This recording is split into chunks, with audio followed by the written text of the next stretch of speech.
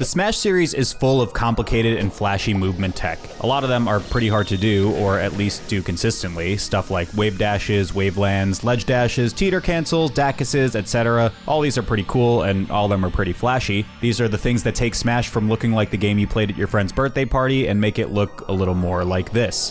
But no matter what Smash you're playing, one of the simplest actions is always weirdly difficult to perform: turning around. Yeah, I know, it sounds crazy, but if you've played these games, you probably know the pain I'm describing. You try and turn around and grab somebody, and instead dash straight into their waiting smash attack. You try to turn around while dashing, and you skid straight into a smash attack. The way these interactions are handled is a little bit different throughout the Smash series, but in every game, the management and execution of turnarounds and their attendant mechanics are a huge part of how Smash is played. Sometimes the way turnarounds work can even produce some of the most important and iconic movement techniques in these games. So today, I'm gonna go over the history of turning around and pivots in Smash games and talk about how the way each game handles these seemingly basic actions goes so far in defining each game's identity. Big thanks to Raycon, who's paid for this segment. So they're calling it a hot walt summer, and by they, I mean pretty much only me. And by summer, I mean I play indoor volleyball like every day, so I'm not really outside ever. Regardless though, I really like working out, whether that's a volleyball game or a quick run or a boxing session. And the one thing I always try to prioritize when I'm exercising is music. I've been partnered with Raycon since 2024, and I've honestly really enjoyed all of their products for all of my use cases. For me, I'm a fan of whatever lets me get to my routine with the least amount of friction, and Raycon's essential open earbuds are perfect for that everyday use. They have this open ear design which gives me clean sound while still allowing me to hear stuff happening around me, and a personal pet peeve of mine when it comes to earbuds that this design actually fixes is they really just do stay in place thanks to this hook. The battery life is good too, and for as often as I've used them, which is to say like every day, they stay really comfortable for long sessions. Like, I've been wearing these for a couple hours now, and I honestly forgot they were even there. I'm not kidding. I've been working for like,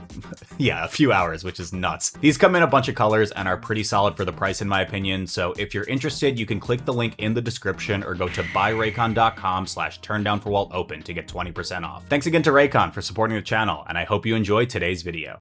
The unique difficulty of turning around in Smash is a consequence of its input system. The fact that dashing and walking are done with the same motion, that is, flicking the stick in whatever direction you want to move, and the only difference in the action is the intensity of the motion, turns this simple action into something that requires like a weird amount of precision. This can be a huge deal in a lot of situations. In every Smash game, the difference between the amount of time it takes to turn around and the amount of time it takes to do an action versus dashing, and then doing that same action is usually pretty big. Definitely big enough for your opponent to sneak in a defensive option or even potentially an attack that they otherwise couldn't have. This is why something like turning around and doing a tilt or a grab in place can be one of the most important techniques to learn, as simple as it sounds. Turning around gets even more complicated when you're trying to do it out of a dashing or running state. This is where each Smash game has a unique way of handling how characters can turn around, and the mechanics underlying turnarounds have wound up being some of the most influential when it comes to defining each game's playstyle and feel. Let's take Melee, the game with some of the most iconic movement in gaming history. Dash dancing is one of the most central movement techs in this game. It allows players to maintain the threat of high-speed forward-moving burst options without fully committing to that forward movement, because as long as you don't dash too far, you can cancel the dash forward with a dash back. Go too far, and instead you'll enter this really laggy turnaround animation which both loses tempo and leaves you open for an attack. Dash dancing is technically in every single Smash game, but the conditions for it to become a central movement technique only really exist in Melee. In Smash 64, there's always a short but noticeable turnaround animation, preventing the clean back and forth dashing you see in Melee. In Brawl and Beyond, you can no longer initiate your dash back at any point in your initial dash animation. Instead, the dash back must occur within the first 6 frames of dashing, which means that while it's technically possible to dash dance in the post-Melee games, you have to do it so fast that it's basically impossible to do so while also intentionally choosing your own attacking options or baiting out your opponents, as is consistently done in Melee. There's also technically something closer to Melee dash dancing in these games, but you have to flick the stick back and forth so ridiculously fast to keep it up, and that makes it almost impossible to actually use with intent like Melee dash dancing. You'll pretty much only see it done as a flex or a little between stock time waster.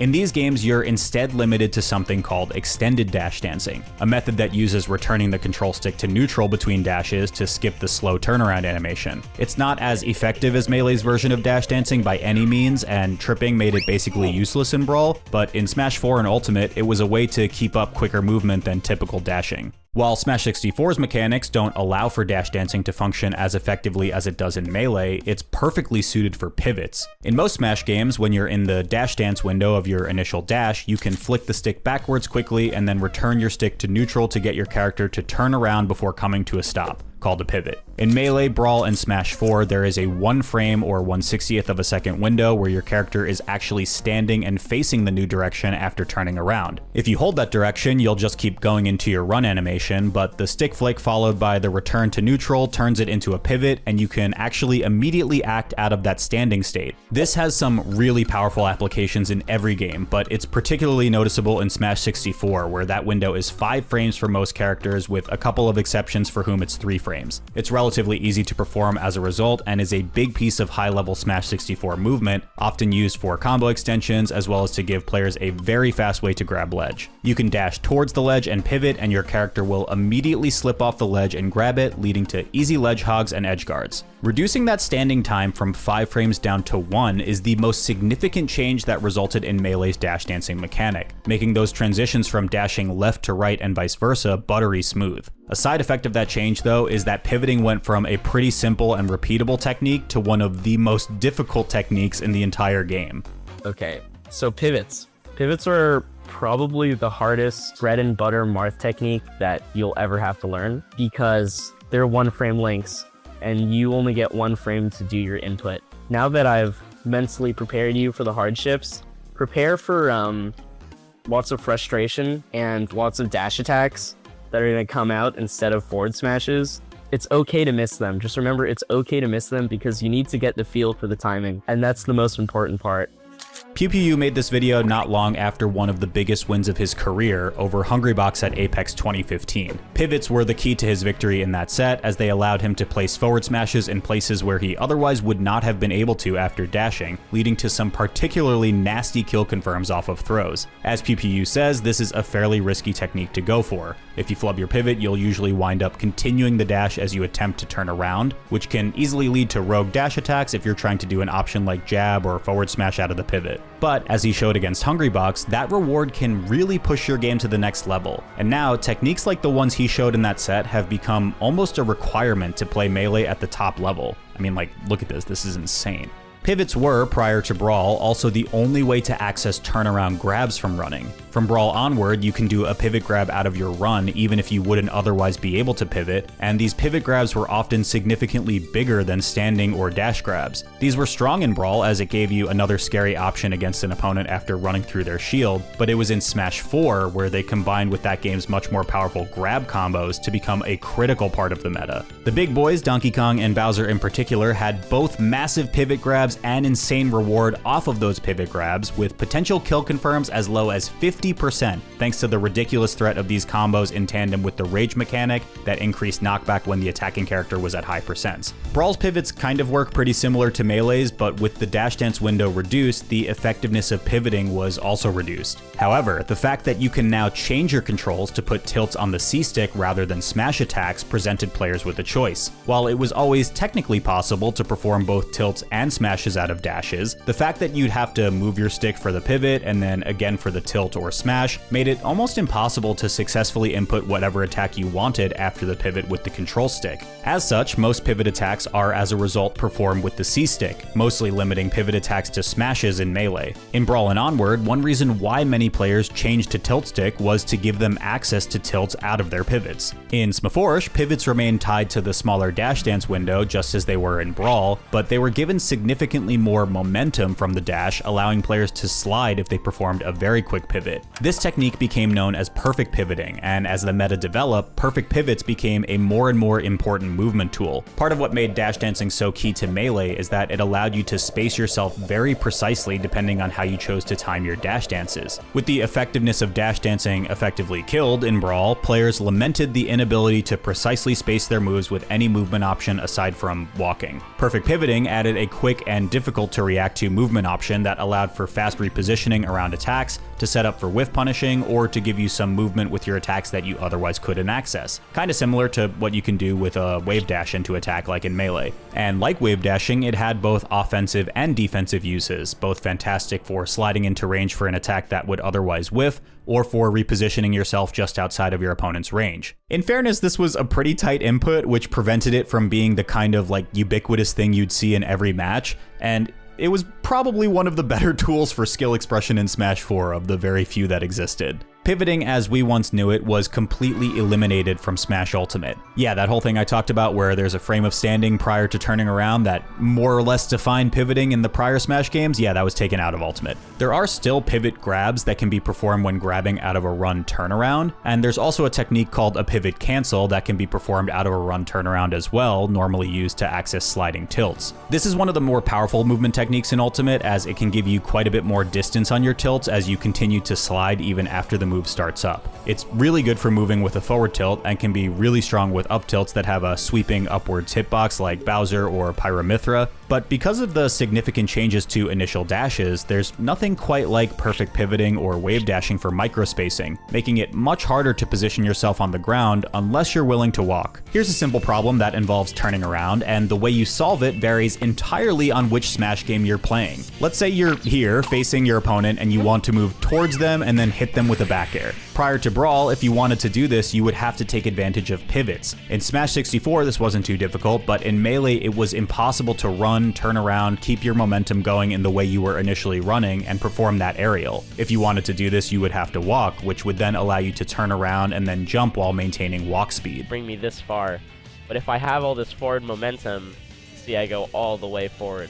This technique was no longer limited to walking in Brawl thanks to the addition of the reverse aerial rush, often shortened to RAR. Now you could jump out of the running turnaround animation while changing directions and maintain your running momentum, allowing for easy access to high velocity back airs. Also, by the way, this was one of the few Brawl mechanical changes that was just like so loved that it was even maintained in Project M, and it's often a part of platform fighters that otherwise take most of their movement inspiration from Melee. It really opens up the aerial kit, not just allowing for back airs in new spots, but allowing players to take advantage of asymmetric aerials, like an up air that starts on the left and ends on the right, or a down air that has a bigger hitbox behind the character than it does in front. And what's crazy is RARs have only become more powerful since Brawl. In Brawl, RARs could not be performed until after the initial dash, which was particularly bad for characters with long initial dashes, but in Smash 4, you could RAR anytime after the first 5 frames of your dash, that window where you can do the weird stuff that I showed earlier with dash dancing. Then in Ultimate, even that restriction was tossed out the window, allowing for reverse aerial rushes immediately out of a dash, which would allow you to basically instantly jump with your back to the opponent while maintaining forward dash momentum. This added some pretty cool and technical combo routes for some characters, particularly those with fast aerials or an item that can take advantage of the fact that Z-dropping items usually drop said item behind the character, and it goes extra stupid dummy crazy for a character with both, like Mega Man. What's cool about all these turnaround and pivot mechanics is that they go so far to define the playstyle of each game. Smash 64 doesn't have quite as fast movement as Melee, largely thanks to the way its pivots limit the efficacy of dash dancing, but the ease of which pivots can be performed allow players to more confidently implement advanced techniques using them, like slipping off a ledge after a pivot. Brawl's limited access to good options in general that allow you to turn yourself around on the ground, exacerbated by the way tripping made the few that still did exist undesirable, resulted in a much slower game that revolved around aerial movement and techniques like B-reverse and wave bounce aerials, which allow for fancier movement in the air. Meanwhile, Melee's incredibly deep kit of options that you can perform out of a dash dance or pivot are a big reason why the game doesn't just look fast, but feels fast. Smash 4's perfect pivots unlocked a whole new way of moving that suddenly allowed players a myriad of new spacing options, locked behind an option that was difficult enough to allow players who spent their time in the lab to express their skill. And Ultimate's removal of pivots had made it more difficult to microspace, but players have found ways around that restriction by implementing techniques like instant RAR that take advantage of the removal of the pivot frame. If you play Smash casually or even competitively, you might not devote all that much time to thinking about turning around. I mean, I'm sure this is probably more time than I should have have spent talking about it. It's such a trivial part of movement that's easy to ignore, but in every Smash game, the rules and limitations surrounding turnarounds are a huge part of what defines how each game is played. Mastering these limitations and the ways you can break through them are a key part of top-level Smash, and the players you see on streams and final brackets of majors have devoted the time and effort in the lab to make the most out of them. So the next time you're either playing or watching, take a closer look at the screen and see if you can identify where these turnaround and pivot mechanics are impacting matches. You may just be surprised by how important they really are. Thanks for watching. Oh, also I forgot to write a comment about, yeah, and subscribe to the channel. CTA, woo! Oh, brother! Okay, the video's done. Big thank you to Avishua Stein, Bobby Wasabi, Brent Mukai, Carter Roberts, Dark Gen X, Eric is Cool, Gambill, Gustavo Cantu Fernandez, James Fabman, Justin Duncan Mills, Kyle Carlin, Marshall Bradley, Michael Talamo, Prakar Sinha, Rosewood, and Sam Wright.